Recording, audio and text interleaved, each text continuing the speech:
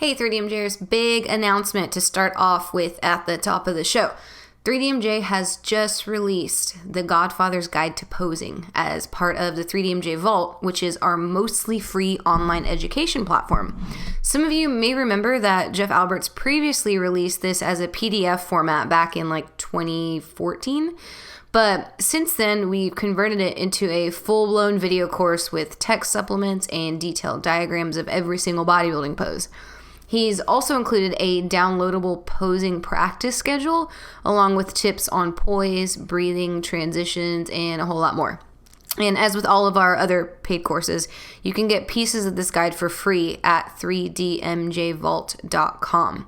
So go over there, enter your email, learn a bit about posing, and see what this guide has to offer. It's super affordable, and that was intentional, as most people wait too damn long to pay attention to this vital part of bodybuilding. Nothing is worse than paying hundreds of dollars to do in-person lessons at the last minute because you didn't learn the basics in time. So please, please, please go to our site and check this out. So, and just if you're wondering, yes, obviously it's ideal for male and female bodybuilding competitors, but I think it'd also be useful for classic physique competitors and coaches of all the divisions as well. So again, you can get a free sample of this at 3dmjvault.com. Thank you so much for listening and enjoy the show.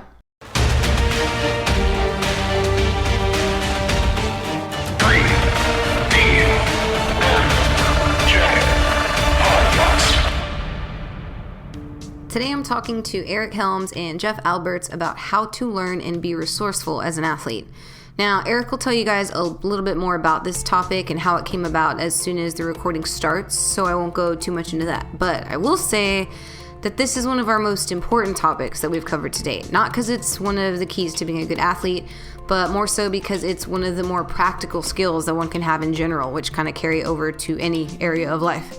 So for those who often hear us encourage critical thinking and discourage black and white thinking, this conversation will help dissect the difference between those a little bit more. We try to give insight into the questions we ask ourselves and the strategies we like to use when evaluating contextual situations, both in bodybuilding and in our careers as a whole. So as always, if you have any feedback or comments on this one, go to 3dmusclejourney.com or to youtube.com/team3dmj and leave them for us wherever you feel like it under podcast number 77. So here it is. Enjoy our episode called How to Learn with Jeff Alberts and Eric Helms. Eric, how did this come up? So yeah, we did Q&A sessions for our last two podcasts. The thing is when this comes out, it'll be like a podcast. Two podcasts, a space, and then this one, yeah. So we recently did two podcasts that were Q&As, and we got a ton of questions.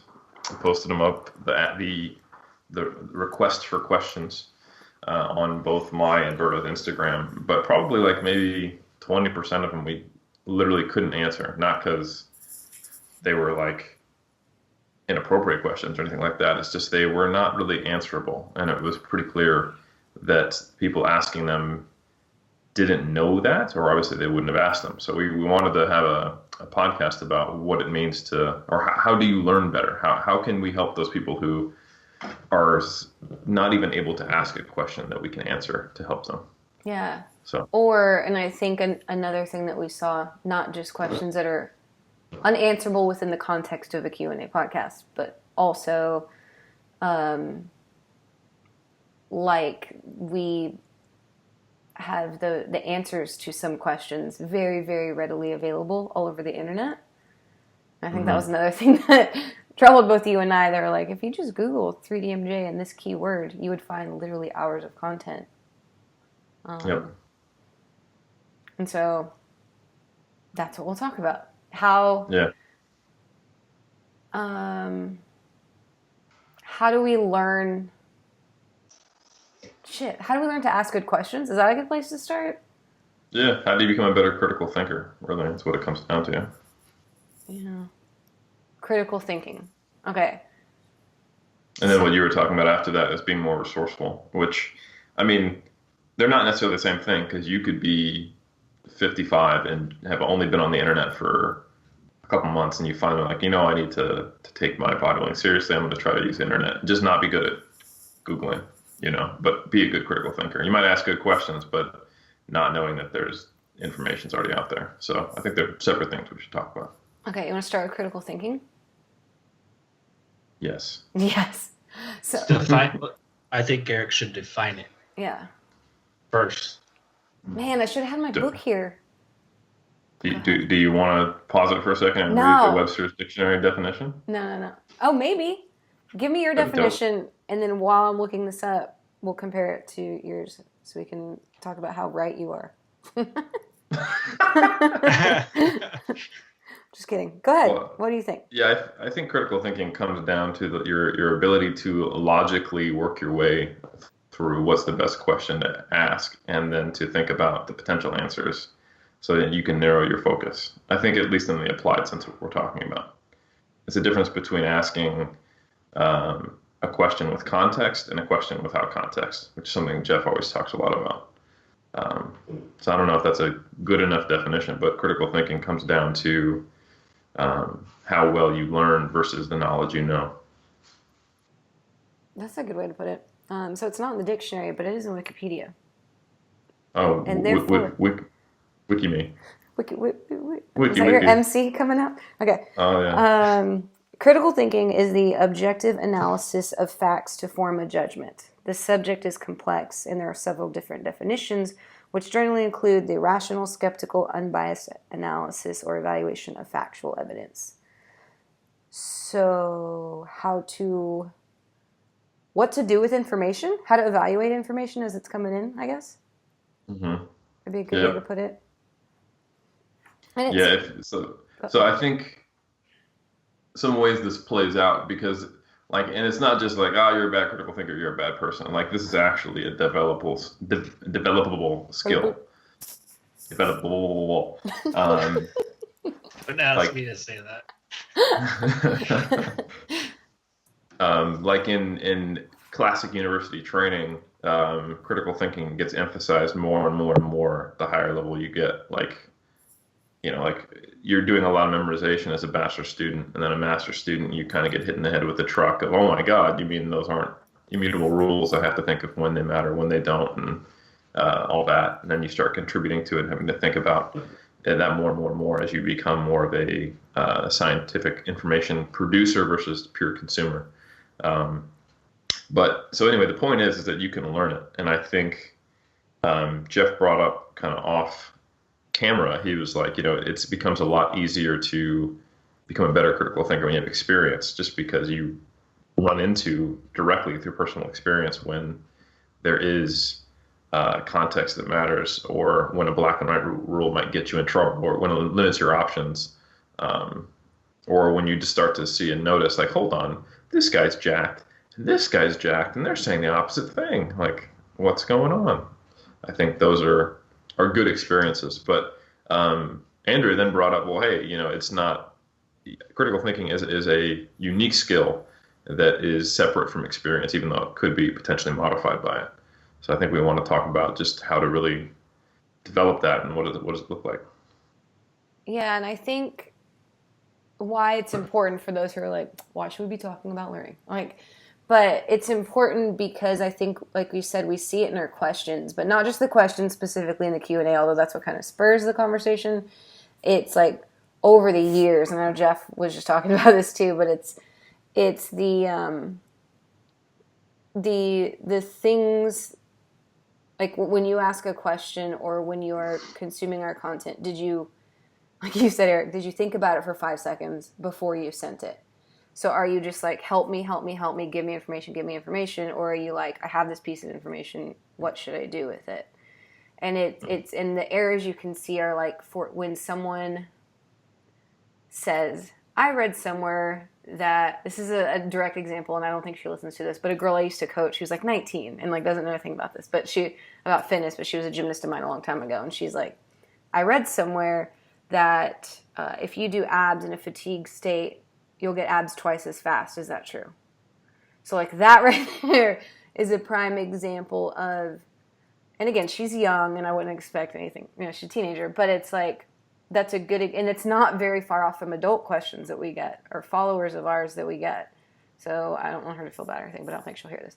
But it's like a prime example of you read something, don't even remember where it came from, and took it as truth because it was in paper, like in print somewhere.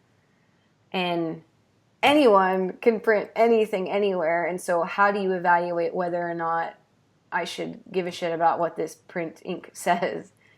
And that's a really, that's like at the basic level, right? And then there's bigger levels where, not bigger levels, but for example, if someone says, okay, well, I read a scientific study in the journal of whatever that says artificial sweeteners will give you cancer, when it's like, but did you know that there were rats in that study and they give them like 5 times more than you would ever consume within like a year, but you didn't think about that. And so So you're saying that there's levels to critical thinking. Like obviously someone who reads a study and concludes, oh, maybe artificial sweeteners are dangerous, I don't think that's a big critical thinking error to me, compared to saying it's not as bad as saying I read somewhere, don't remember what it was, that if you're fatigued you get abs twice as fast, But I think I think some people, they might hear that and go, well, I don't see what part of that's critical thinking. Like either something's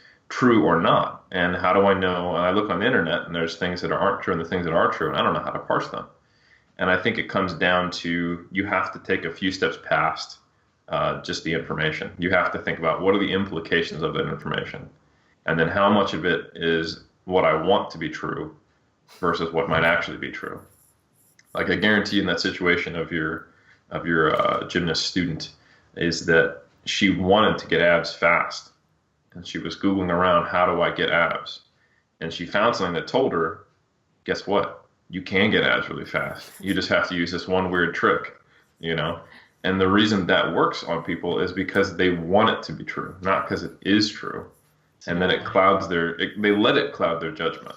So you have to, a big part of critical thinking is trying to become aware of your own biases so that they don't short circuit you. Yeah, that's kind of like me with Mike Mincer's high intensity training. Yeah. Like I wanted it because basically I was sold on it early. Like this is going to bring gains faster, and I love to work extremely hard. Like I took pride in like how much I could cause pain on myself in a training session.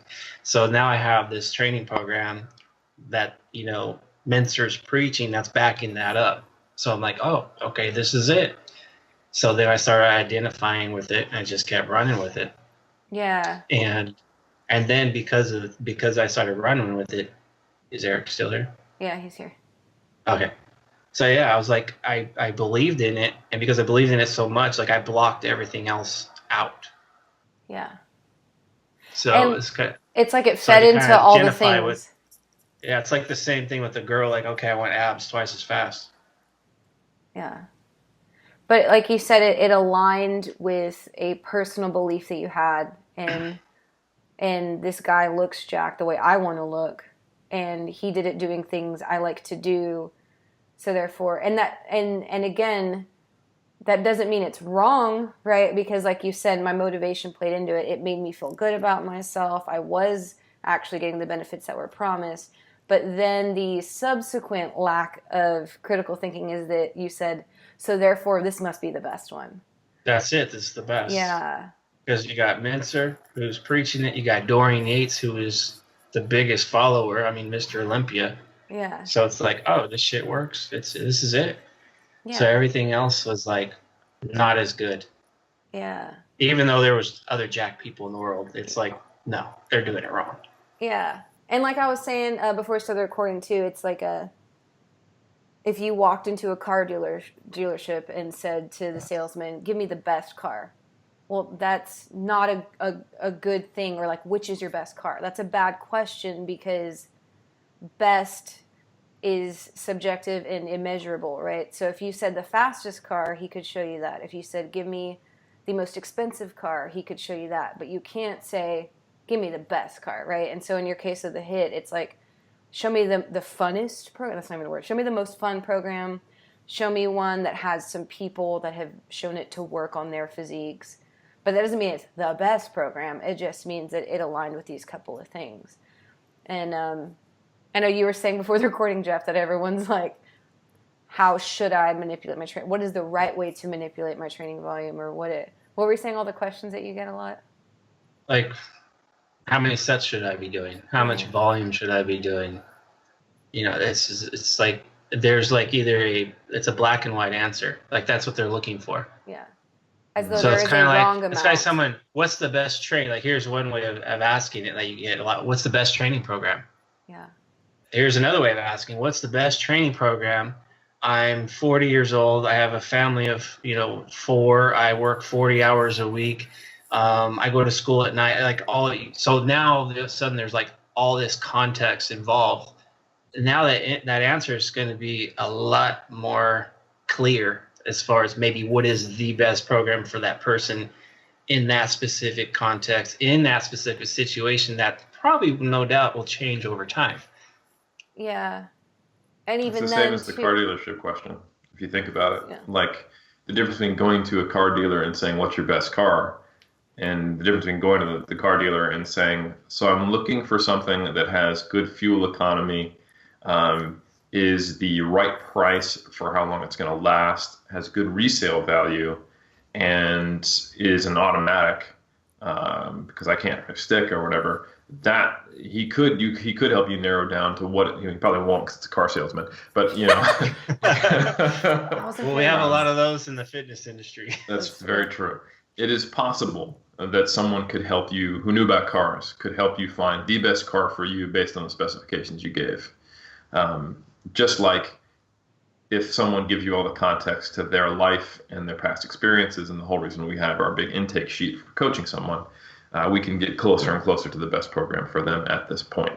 But I think people don't think about their questions. Like, you can do 2 things with just a random question that you ask us on the Q&A or someone online or that you Google, is you can either be highly specific to get a specific answer, or you can be very general and you can get a very general theoretical kind of big picture answer that will be interesting but probably won't directly help you, unless it's a light bulb moment for you that you can then drill down and be specific and create your own answer to. And I think what a lot of people do is they try to ask something in the middle. They ask a black and white non-specific answer, which is basically how much volume should I do? Fuck, man, I don't know. Yeah. And I don't think it's a fitness thing either. I think this is it's funny, we'll do this in, I find a lot of people don't do that in every area of life. Like, almost everyone has a specialty, right? Like, whatever your job is, typically, whatever your career is, you spend the most hours doing, you have a good understanding of this body of knowledge, whatever it is. And you'll find that you don't do that. I'll say do that. You have much better critical thinking skills within the thing that you know. And sometimes we're blind to the fact that we do that. We lose that good judgment in other areas of life that we're new with. And I do the same thing all the time. Like, for example, Brandon's a musician, and sometimes I'll ask him questions that he'll be like, that's fucking stupid. And then I'll say it, and I'm like, yeah, that is stupid, because, like, why did I ask that? You know what I mean? Like, he started taking singing lessons earlier this year, and I'll be like, so, I when I'm coaching, it's very different, but when I ask him questions, I'm trying to think of, like, something stupid that I asked him, like,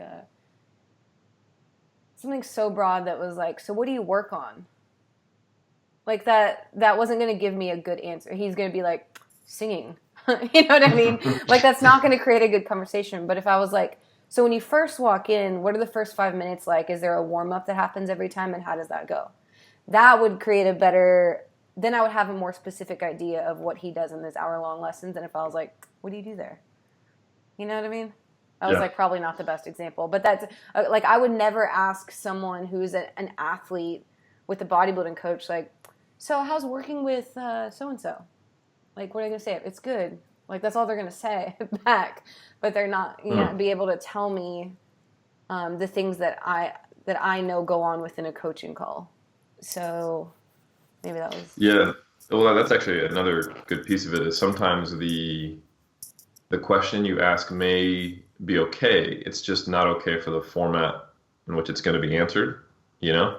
So, Yeah. so for example, if you were to ask, like if you were just passing someone on the street and you found out you saw on Instagram that they were singing, like, and you guys were clearly on the way to somewhere, and they're like, hey, tell me all about your singing lessons. Like, what's it like when you go in, then for the next 2 hours, what do you do? And you're going to be like you're going to annoy the person immediately because like we're on the way to lunch.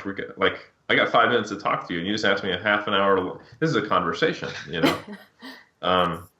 Or like sometimes I don't mind people talking to me when I lift. Like I'm happy to do that. But it was such a breath of fresh air when I was in Austin training with you guys because we'd have fun, we'd chat a little bit, we'd engage, but none of you guys asked me a 30-minute long question while I'm trying to rest between sets of bench. Yeah. You know, because you all understand that. But sometimes that'll happen to me. I'll be in the gym and someone will like start talking to me about something related to like exercise science, and I'm like, I can't answer that in 2 minutes, and I'm out of breath, and I'm trying to like focus on getting myself psyched up for the next set. Like, what are you doing? What are you talking about? You know, not an unreasonable question, just not the appropriate format. So sometimes people will ask us in a Q&A session something that might be more appropriate for the kind of question that we would get from one of our athletes, you know, or a case study Q&A question, which is why we created that format. But I think you just have to realize like a forum post or a Q&A in, you know, a casual conversation where you're meeting somebody, like you can't ask them something super, super in depth that would require like a true instructional course in a 5-minute kind of slot. Yeah. So when like Jeff says in his, maybe it was before the recording or during, like on your Instagram post, you said you like to give a lot of context to all the decisions that you make. And I think that there's lots of types of contexts. Like we forget that there's, I'm making this change in my training because of these things, Jeff says, right? And then there's also, like you mentioned, Eric, the context in which does this apply at the, like you said, is it the answer that I'm going to get for this question fit in with the context of how my answerer is delivering it? So if it is a quick Q&A that they can spend 2 minutes on, am I asking a question that could be answered in 2 minutes?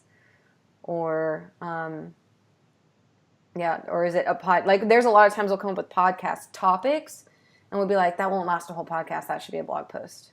So that's another example of like context in there. Like this is a good question or a good topic, but does it carry a conversation or does it have a one-pager deliverable that might be better suited? Mm-hmm. Yep. Yeah. And skepticism, I hear a lot too. Yeah, I think skepticism, it never quite has the tone I like. Like skeptics often sound just kind of like you know that people go, oh, doubting Thomas. Like that phrase will come up. What? That's Is rooted this a New in Zealand thing? What are you talking about? A doubting Thomas? Have you heard of this, Jeff? No. Jeff and I have never heard of this. What does that mean? Doubting Thomas. Doubting Thomas. It's a parable from the Bible where this guy wouldn't believe in miracles even when he saw them very clearly, and he had to go check the wounds on Jesus. So it's now a paraphrase thing in conversation where if someone, I don't really like it because I think this might piss off some Christians, but the parable basically discourages questioning God kind of thing or questioning miracles. But I've seen it used where someone will present what they consider evidence, and the other person's like, that's not really good evidence. The other person calls him a doubting Thomas, like, oh, you know, like. But even broader than that, even if you've never heard of that term before, like being a skeptic kind of makes you sound like a cynic. You know, they kind of share a similar connotation. I don't think they should. Yeah, which are both different degrees of, say negativity, of questioning. Yeah. And I think what I wish there was a word for is someone who is like a truth seeker. You know, it's basically what a skeptic really is when it comes down to it. It's just you're asking questions past the first pass, or you're you're thinking about the question you're asking or the answer you get as to why might that not be true? Because when you can ask that question about a truth and you don't come up with anything, you're probably pretty close. Like if something makes sense, it has reasonable proof, there's no logical reasons it should be false, and it seems to play out in the world, that's probably in the ballpark. But if you don't even ask those questions in the first place, you're like, God, don't question my guru, or I just didn't even think of them, that's when you're probably going to be off in left field doing some wacky crap. So. Yeah. Questioning. Like, Jeff, how did you get out of thinking that program was the end-all be-all? I had to be not convinced, but I had to have these other guys show me different methods. Like, that's kind of when I met Eric and Alberto and Brad, and they're doing a lot of different things than what I was doing, like completely different. But yet I'm seeing them make progress. And then as it wasn't like I embraced it all like all at once. Okay, I'm just going to just throw everything out I'm doing. But I started doing, let me try this one thing. It's like, Eric's, hey, why don't you do a little more volume? Okay, let me do a little more volume.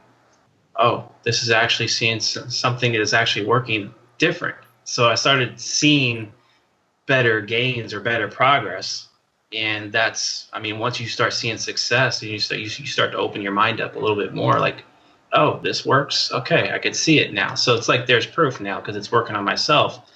Now I'm more open to trying other ideas because maybe there's something better out there.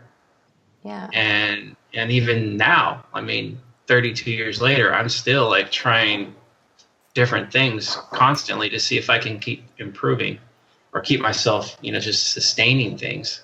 So I just needed someone to basically, one, I needed to let my guard down. And I needed to allow some trust in there. And once I kind of did that, and even if, let's say, their ideas didn't work, what's the worst going to happen? Okay, I know. Okay, more volume didn't work.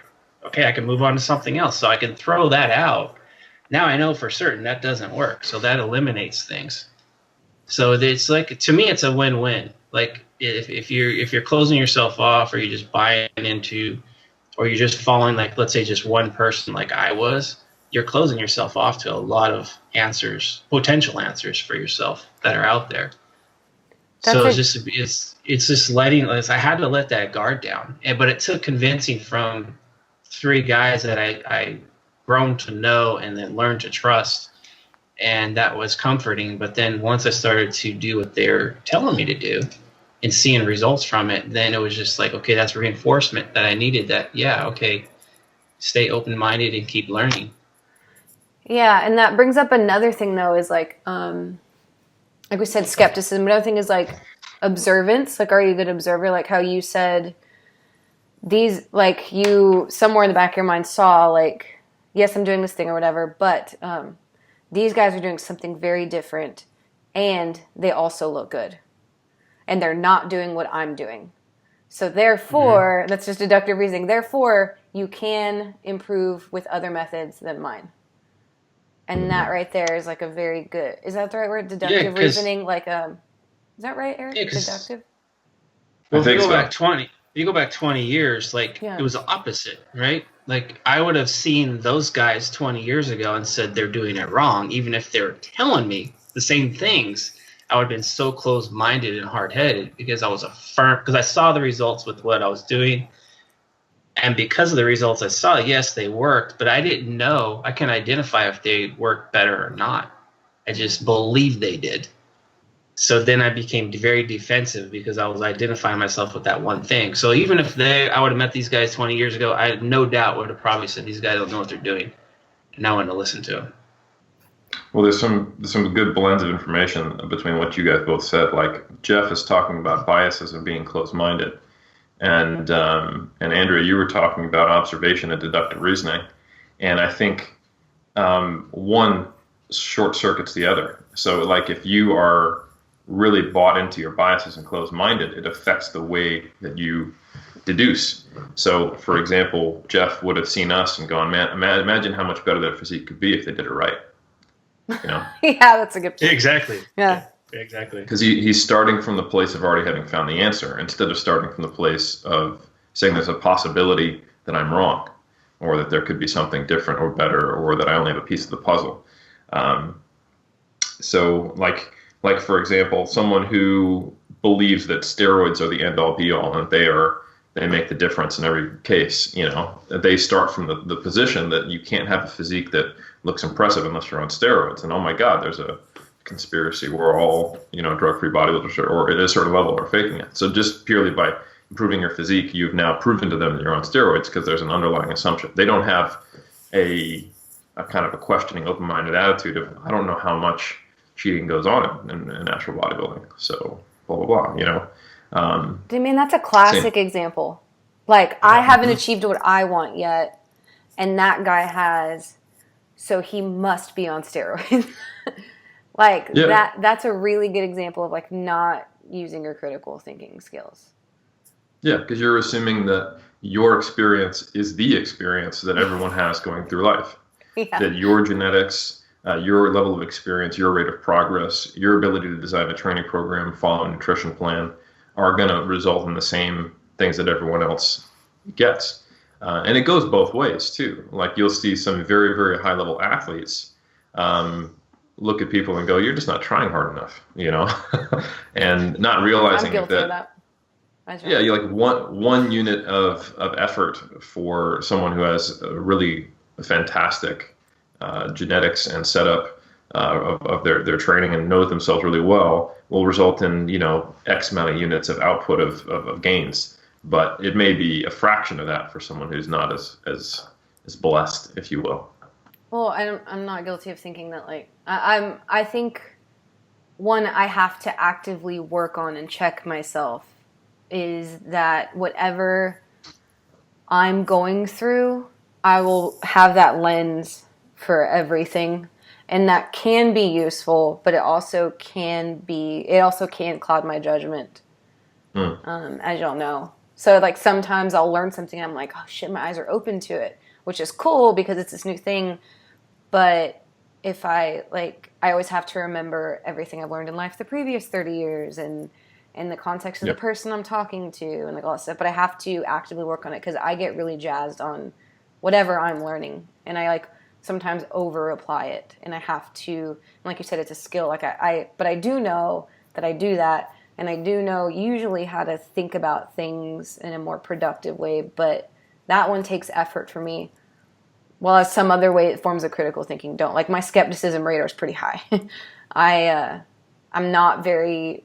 I don't have rose-colored glasses. They're like the opposite. Like, I'm always, I see things, some things have to be proven to be elevated in my mind, whereas I know, Eric, you're more the opposite. Not scientifically, but just in general, if someone tells you something's good, you're like, I'll believe that until it's disproven. Or when you meet someone, you're always like, this person's probably really great. And then if they have to do something like really bad for them to come down in your brain. Whereas me, I'm like, everyone comes in about baseline 0 and you have to prove yourself up to this like high positive notch.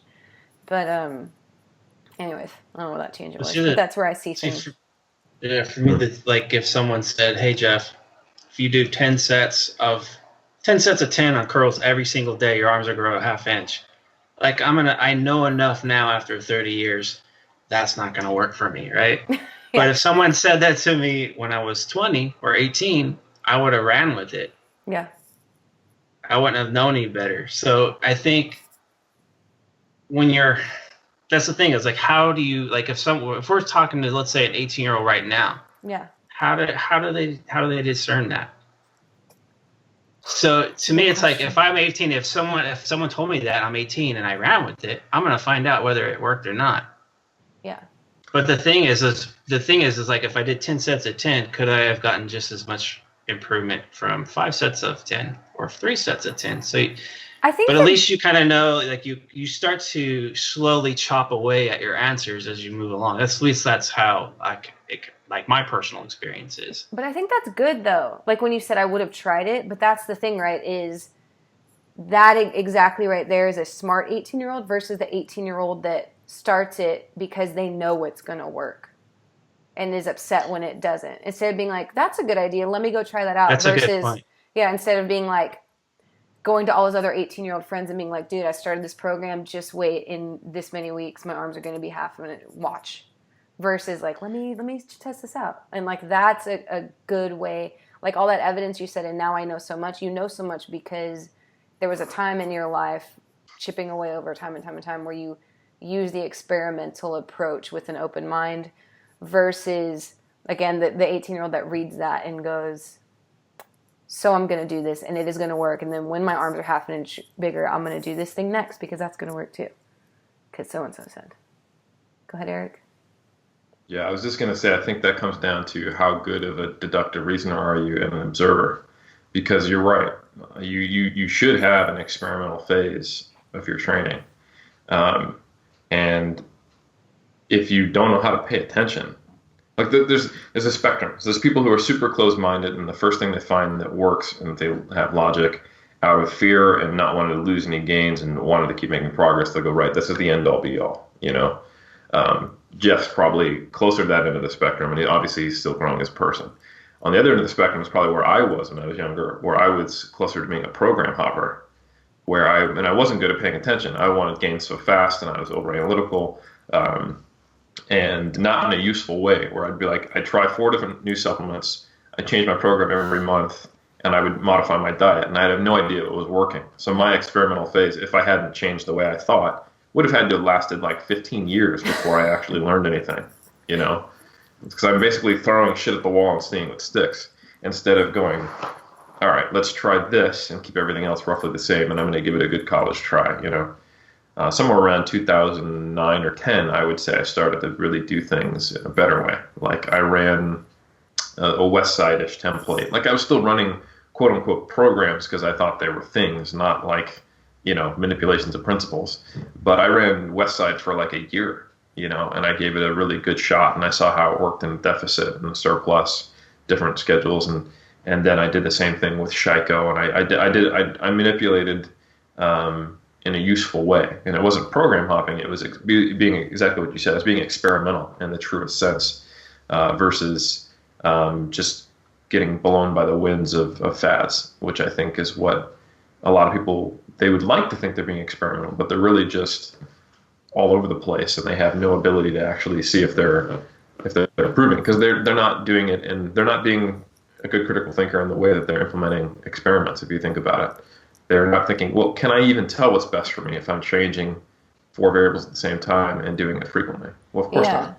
And a good starting point, which you talked about, Jeff, like how do I discern as a whoever I am? You said a kid, but anyone, like how do I discern whether that's true or not? I think a really useful thing is the scientific method. If you can get a semi-okay grasp on that, like when you say it's not just to throw shit at a wall, but it's like, I have this hypothesis. Okay, so it is 10 sits, 10 curls, or whatever the thing is. And there has to be methods to it, right? And like Eric's saying, the method shouldn't be every week I do this. It's like for this amount of time, I am controlling everything I can, but trying this one variable, right? Trying this one thing, this 10 sits, 10 curls, or whatever. And for X amount of time, 2 months, or whatever it is, until that time is up, I do not deviate from this method. And then when it is done, I have results. And I test that against the hypothesis. Like, not, and because we've had a lot of podcasts that say, like, the art of coaching, because it is an art, but experimenting is different than throwing shit at a wall, right? A semi-intelligent experiment, and this isn't, like you said, just in, this is in life, but it's the scientific method for, like, it's a tried and proven method for a reason, and it's a way of getting answers. And the answer might not be the best, but like Eric, I think you've said it before, it's like, it's not that I'm trying to find the best, I'm trying to find, like, is this thing better than what I was doing before?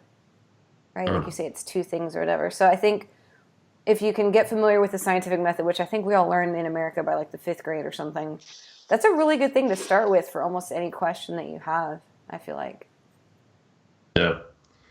I think another one I wanted to bring up was just when the question itself has an underlying assumption. Okay. Like we get those questions a lot, like, you know, or even the implicit or explicit, like the implicit question of,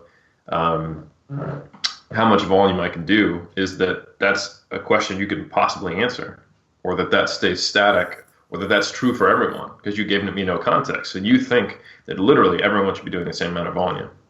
And if I was to ask you that, if I was to ask, do you think everyone should be doing the same amount of volume? You go, well, no. So therefore, you didn't even actually think about your question before you asked it. So I think when you ask a question, you have to ask, what assumptions does this question bring with it to the table? And are they even correct? And if they aren't, or you don't know, then perhaps the question either can't be answered or isn't going to be a useful answer to you. That's a good point. That was a super hidden assumption. Like, that wasn't what I was thinking of, but that was a really good point. Like, when you were saying assumptions, I was thinking, those obvious ones, like, yeah, you know that testosterone is the most important thing for bodybuilders. So how do I manipulate my diet? Yeah, to get, that's what I thought you were talking high about. testosterone levels. But I didn't think. Well, those are obvious. Yeah.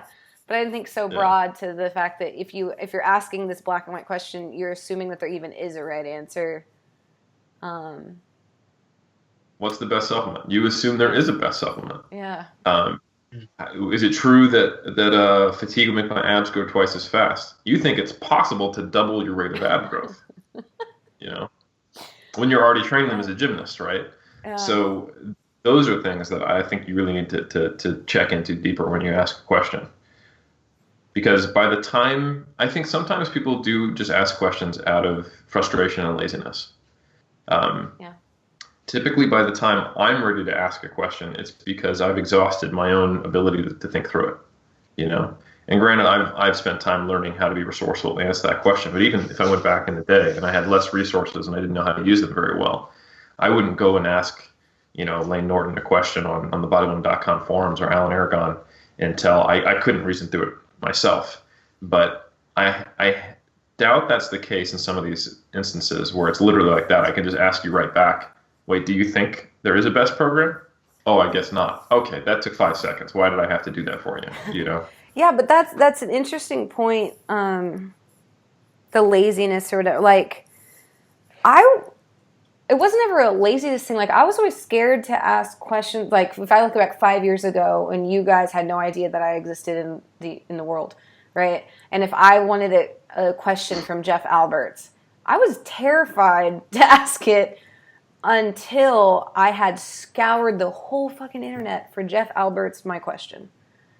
You know what I mean? Like say I did want to know the best amount of training volume, right? So I would be embarrassed for him to think any less of me. So I would go like Google and Jeff Alberts volume. Okay, there's been 5 podcasts that he's been on. I'm going to go listen to all 5 of those over the next week. And he has 3 articles, and I'm going to go read those articles.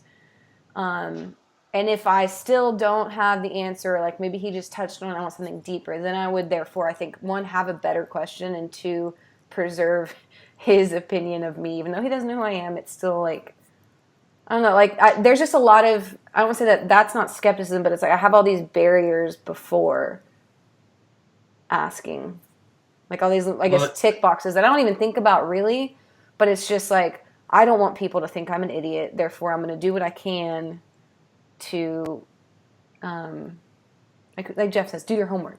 Like I do what I can to do my homework before asking. And I think, like, I'm more willing to help people or answer questions that you can tell, like, they've done some homework or they've done some of that, because I've gotten questions like, how much training should I do, or how much volume should I do? And I'm like Eric said earlier, how the fuck do I know? I don't know. But I'm not going to go in there and respond. It's like, oh, that's a question. I'm not even going to, move on. But if this person says, hey, because I've had this happen, hey, I've purchased the muscle and strength pyramids.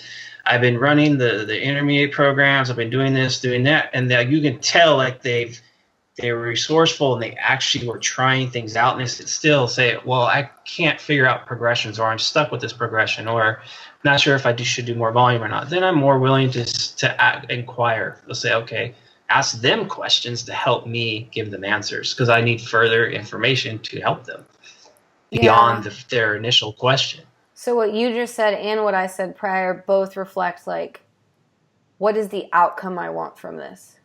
Right, so if I'm going to ask a question, what do I want to come from it? And for those people, like I said, they've done their homework, but the end outcome is like, and I want Jeff Alberts to give me a good answer, knowing, and that he is as equipped as I could possibly make him to give me the best answer or his best answer, right?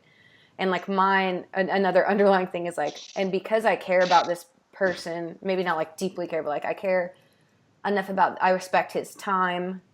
I don't want, and maybe because I am in the fitness industry, I don't want him to remember me as a lazy thinker. So I really need to make sure before I ask this, did I do my homework? So not only do I want the best answer, but I want him to have a good opinion of me.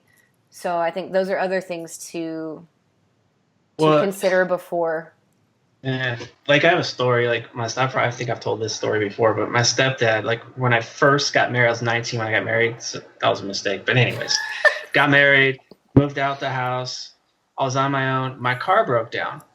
I didn't know anything about cars, right? So what did? I pick up the phone. I call him because he used to be a mechanic.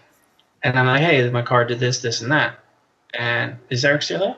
Yeah, he's here. Yeah, I'm still there. Oh, and he just sat there and listened to me. He didn't say one word. I'm sitting there, my car won't run. It's breaking down every 2 miles, blah, blah, blah. And he goes, figure it out, Paco. And he hung the phone up. Because basically what he was trying to say is like, okay, you need to be resourceful and try to figure it out before you just start asking what's wrong with it. Yeah. So long story short, I went and bought a auto repair manual, figured it out, fixed it on my own, and I was well on my way. Even though, let's say I didn't fix it and I called him back, let's say a week later or a couple days later, after trying, I'm sure he would probably have been a little more helpful. Yeah. So I think, you can figure shit out on your own if you actually apply yourself. That's kind of in a nutshell. Yeah. And I think I'm glad you brought that story up, because putting myself in your stepdad's shoes, it's like, okay, this is my family. So he thinks he can kind of just, I have to help him. I'm a stepdad, right? But he didn't even go to the trouble to think about what happened or to research it or to talk to anybody. He just got to call stepdad. And that felt probably disrespectful to him. So it's the same kind of thing. Like he was a mechanic. I'm a coach and a scientist. So I've put over a decade into putting out good information and trying to help people. And you couldn't be bothered to spend, I spent over 10 years. You wouldn't spend 10 minutes just Googling my videos or podcast or anything like that. All the information's out there. So if this question is really that important to you, but you just were like, I couldn't be bothered to Google and go on YouTube in the same day. Man, I just better just get on his Instagram and just ask a question.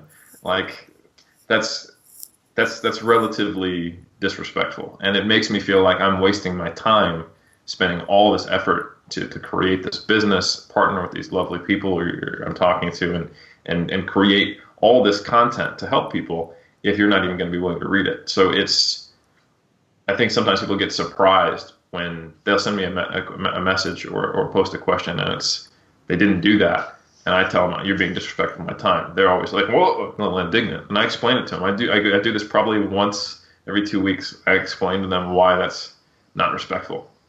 And they get it eventually, but I don't think they think about it in the first place. They're just frustrated and want an answer now, and I get that. But shit, we're people too, So I think you just have to show a little bit of respect. Not that we're up here and you're down here. It's just that show respect for the effort and time and energy that we put in to put out that information, because the answer is out there.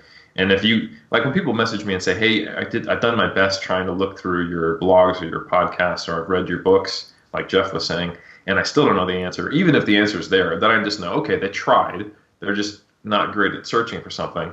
Then I can give them some tips on how to better find things, how to do a better Google search, and then let them know what page it's on in my book, and just say, hey, take notes or something like that. But not being a dick about it or anything, just trying to help them be more resourceful instead of biting their ear off like I sometimes do. Well, that's the thing. Is let's say he did give me the answer. Oh yeah, okay, yeah, that sounds like your fuel pump. Go ahead, because that's not the fuel pump. It was fuel filter. Like you said, just go change your fuel filter. It'll solve your problem. that's not teaching me anything. Because what's going to end up happening is the next time it breaks, I'm going to be right back on the phone calling him. Instead, so basically just relying on him to give me the answers all the time. So in a sense, he was just kind of teaching me to be my own, to be independent, to be a man. You're married now, you're out of the house, you need to be independent. You need to figure shit out on your own sometimes. Yeah. So and that's go ahead, sorry. No, that's just kind of the same thing when it comes to the fitness industry. It's like sometimes you just got to get out there and make, if you make mistakes, so you're going to learn. It's not like, oh shit, I did 10 sets of 10. Okay, it didn't work out too well. Well, now you know. Just don't tear a bicep.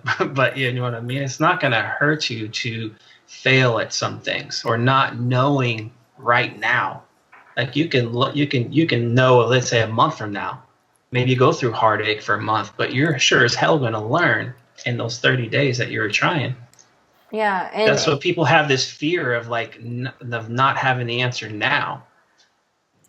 It's funny too because, or not funny, but it makes me think too that doesn't apply to everything. So we're assuming that if you're this, 40 minutes into this podcast, you really give a shit about this and you want to learn. And when I say this, like bodybuilding, powerlifting, physique development, like this is really important to you. And therefore it is our duty to help, or I think, right, to help people educate themselves because we know the value of that. And Jeff is the man of the house, and therefore he's going to have cars the rest of his life, and he should probably know this according to his stepdad. However, if, like earlier, like a few months ago, my air condition broke, I am not going to learn how to fix an air condition. I'm going to call maintenance. You know what I mean? Like, because I don't want to be an air condition repair person because I live in an apartment and that's the protocol for that, because there are people that will do it in less than a day, and I don't know how long it would take me to learn that. Do I have the tools for that? Like physical tools?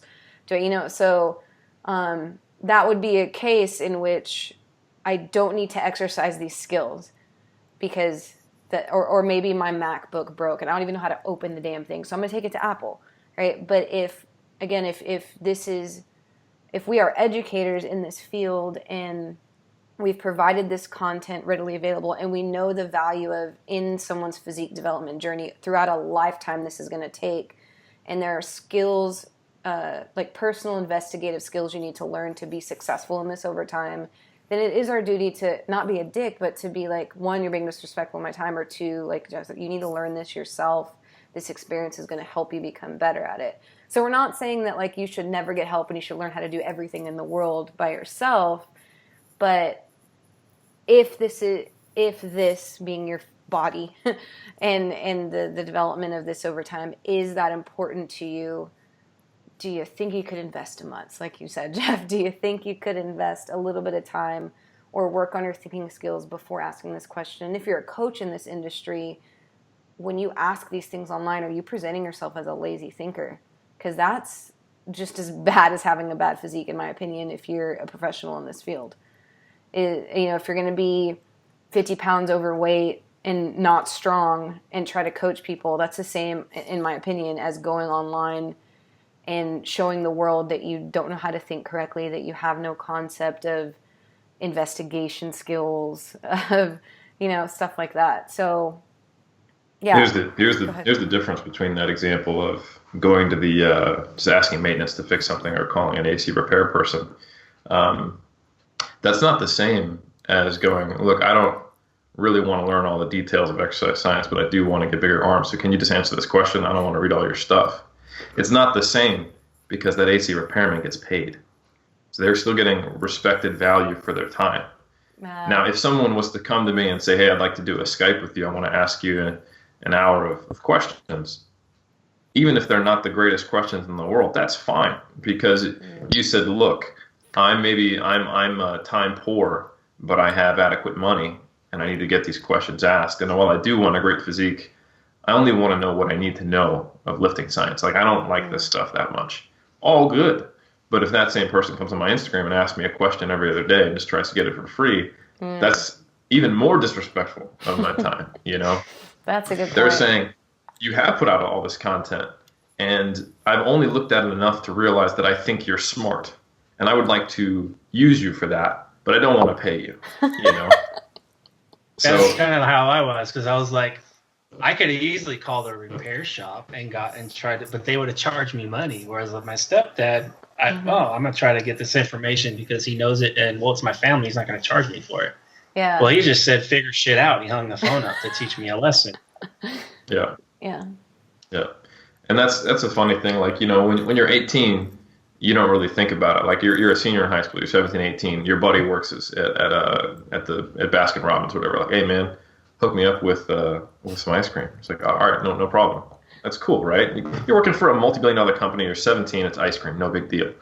When you go to your buddy who started his own business to barely break even and eventually and previously was poor and is now finally has his own business built on the sweat and the labor of his own back, and you're like, hey man, let me get some free coaching. That's super disrespectful, you know.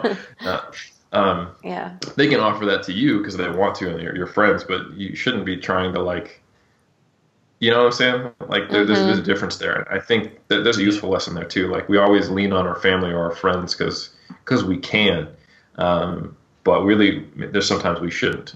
Obviously, there's times that's appropriate, and that's not a gift they want to give you. But yeah, I think people just don't really think about it that way. Like, no, we're not asking everyone to become area experts in bodybuilding and powerlifting. But if you've invested your whole life into being a bodybuilder or a powerlifter, you are obviously interested in it, and you need to be, at the very least, a student of the sport. Yeah. Like any high-level athlete, to some degree, is a student of their sport. Mm-hmm. You know, you think an NFL quarterback doesn't know a lot about the theories and the game theory and the defense, offense plays and all the tactics involved. Of course, he has to, you know. And the same thing is true of, you know, Michael Jordan and running defensive plays, offensive plays in any sport. So you simply cannot be a really high level bodybuilder or powerlifter and have managed to learn nothing about training or nutrition theory, you know. Yeah. So that's a good point.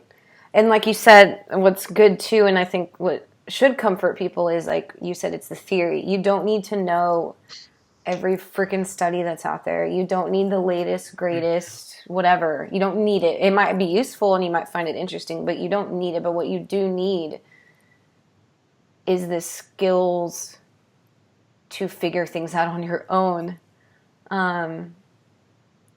To, you know, like Jeff doesn't need to know how to fix his whole entire car, but he needs to learn how to, according to his stepdad, how to attempt to find the source of the problem. Is it easily fixable? You're going to have a car the rest of your life. It's the same as like bodybuilding. Like, it's not like you're asking me about this 1-inch arm thing because you want this certain amount of arm girth and then you're done. So it's not like I mean, I'm sure that your stepdad found that as a valuable skill because you're the head of this family and you're going to have a car for a long time, and this isn't going to be the first or the last. And so again, you don't need to know every single bit of research for bodybuilding and powerlifting, but you do need to know what it feels like when I'm beat the fuck up, what it feels like when my tendonitis is coming up, what it feels like when I'm gaining weight, what it feels like to weigh your food, like easy things like you said, like the broad theory and the daily principles and routine-based habits that need to exist for success in the sport. And I think being observant of your body is very necessary in all sports, but especially bodybuilding. Knowing, you know, like if I want to perform well, I need to know what foods feel good in my stomach. I need to know when I need to eat. And like you said, it's like if someone said, when should I eat carbs to have the best training session? Bro, I'm not in you. Like, you know what I mean? Like, I can't feel that. That's something that you have to, like, if you can't be bothered to spend a month eating different amounts before each training session to find which one works better, like, that's the basic, you know, that's a really basic skill. So me asking Eric when he thinks I should eat 100 grams of carbs in a day, should I put them here or there? Eric doesn't know how he feels in his training session. Anybody doesn't know how any person feels. So that's one of those that, because nutrition is so personal, like there's things that we literally can't answer for you unless you learn how to experiment and observe for yourself. Yeah, very true. Damn, that went on for a long time. I'm sorry. I forgot I was talking. How to learn. It's good because we started with critical thinking and now we've kind of transitioned into how to be resourceful, which is the other piece we wanted to talk about. Which was totally intended on purpose. Well, it was. We talked about those are two different pieces of that, and so. But we veered ourselves that way. I don't think we. I don't know if it's meant to steer the ship here, but here we are. Yeah. For sure. Okay, so if we were to do... I just want to know, can we start answering questions that don't show good critical thinking with figured out Paco? Would that be all right? Can we start doing that? Yes. What's a girl Paco? Can't say Paco. Paca? Paquita? Paquita? Yeah, I got the picture of him. And this is the look he would give me, basically. Let me see. On. You see it? Yeah. Mm-hmm. He's a very intimidating man. 6'4", 275 pounds. Yeah, he's a big dude. He was a big dude. And he didn't lift weights. So I was just naturally just big. mass. Yeah. Just a big dude. I'd be scared too. I'd figure it out. Okay, so what are takeaways on how to learn as a athlete? I think the big one is ask good questions. So like assess, is this question built on my biases, my fears, or my desires? Yes. And maybe I need to go back to the drawing board. So objectivism, so trying to take bias out. Skepticism being, why is this true? Yeah, definitely. So, before you ask a question, try to remove any elements of your own biases and emotional biases, which are the same. And then assess whether there's any assumptions built into your question. And then are they even possible? Assess the assumptions in your question first before you ask the question.